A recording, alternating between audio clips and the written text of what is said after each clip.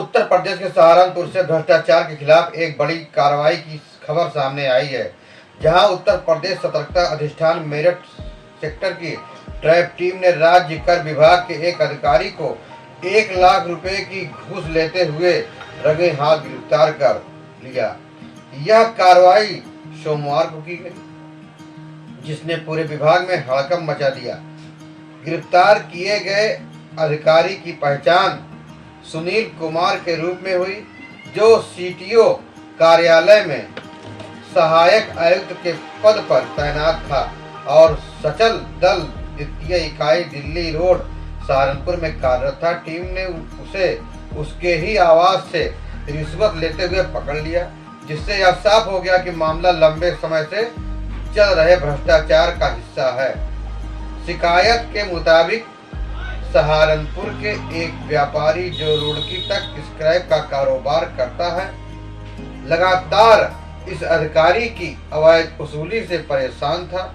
28 मार्च 2026 को जब व्यापारी का वाहन जगाधरी से स्क्रैप लेकर रुड़की जा रहा था, तो सहारनपुर बाईपास पर लोटे के पुल के पास आरोपी अधिकारी ने गाड़ी को रोक लिया और जांच के दौरान बिलों में कथित कमी निकाल कर वाहन को जब्त कर लिया और 3 लाख रुपए जुर्माना भरने का दबाव बनाया। इसके बाद 2 अप्रैल 2026 को व्यापारी जब रकम लेकर कार्यालय पहुंचा, तो आरोपी ने चालाकी दिखाते हुए 1,95,019 रुपए सरकारी खाते में ऑनलाइन जमा करवाए और साथ ही 1,05,000 रुपए नकद देने की मांग की। व्यापारी ने सरकारी खाते में रकम ट्रांसफर कर दी, लेकिन नकद राशि का कोई रिकॉर्ड नहीं दिया गया। इसके बाद ही वाहन को छोड़ दिया गया। लेकिन कहानी यही खत्म नहीं हुई। 4 अप्रैल को एक और माल ई-वे बिल पर आरोपी ने फिर से 1 लाख रुपए की मांग की। इतना ही नहीं, ड्राइवर के माध्यम से यह संदेश भी भिजवाया गया कि अगर भविष्य में व्यापार जारी रखना है तो हर महीने 1 लाख रुपए रिश्वत देनी होगी। लगातार हो रही इस अवैध वसूली से परेशान होकर व्यापारी ने आखिरकार सतर्कता अधिष्ठान का दरवाजा खटखटाया। शिकायत की पुष्टि होने के बाद मेरठ सेक्टर की ट्रैप टीम ने पूरी योजना बनाकर जाल बिछाया।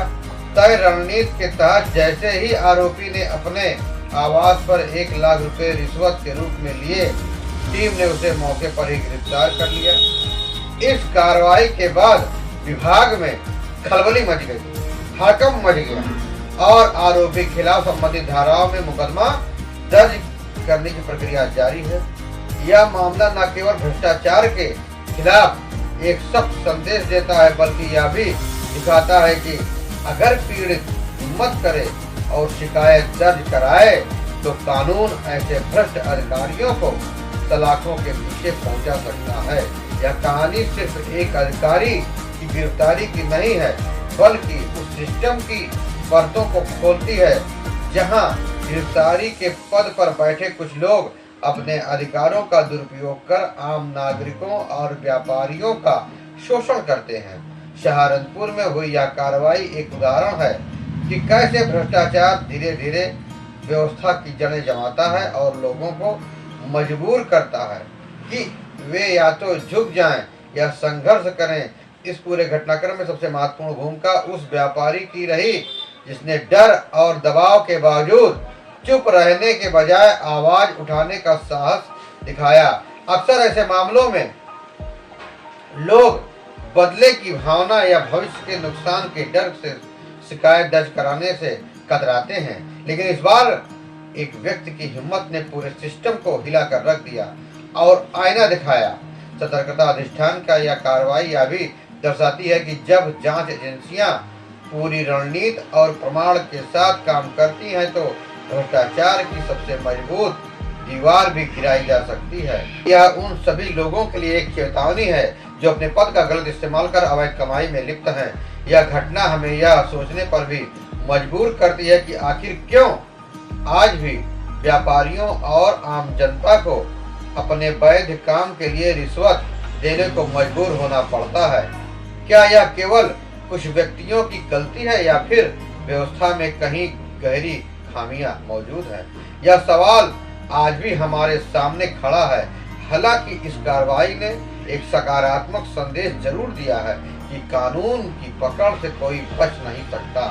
अगर पीड़ित जागरूक हो और सही समय पर सही कदम उठाए तो न्याय संभव है। यह घटना उन सभी लोगों के लिए प्रेरणा बन सकती है जो भ्रष्टाचार के खिलाफ आवाज उठाना चाहते हैं लेकिन उठा नहीं पाते हैं, डर के कारण पीछे हट जाते हैं।